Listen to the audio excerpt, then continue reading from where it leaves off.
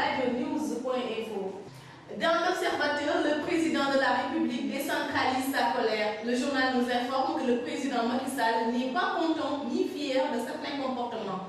En effet, le chef de l'État est impatient de faire bouger les choses alors qu'il est déçu du rythme de la cadence de son équipe.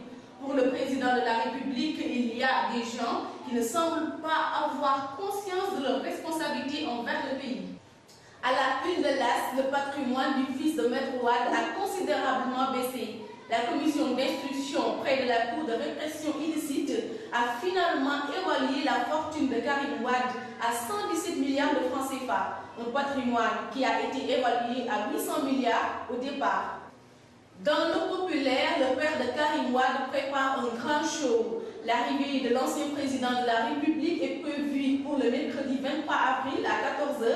Les militants et sympathisants libéraux ont prévu de lui réserver un accueil royal. Rappelons que Maître Abdoulaye Wade arrive dans un contexte où sa réconciliation avec Macky Sall se négocie et où l'affaire de son fils doit connaître un dénouement.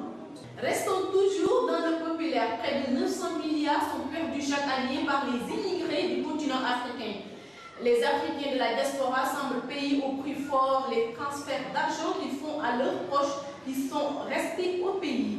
Une ONG britannique a publié un rapport dans lequel il dénonce cette situation aux conséquences fâcheuses pour les populations du continent.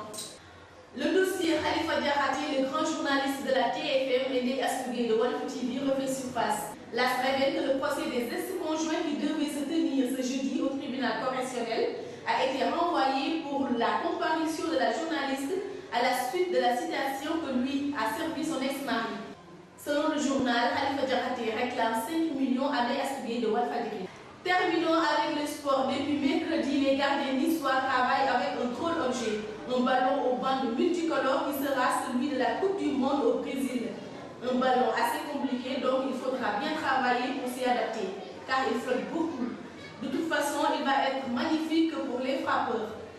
C'était tout pour votre revue de presse du jour. Bonne lecture et à très bientôt.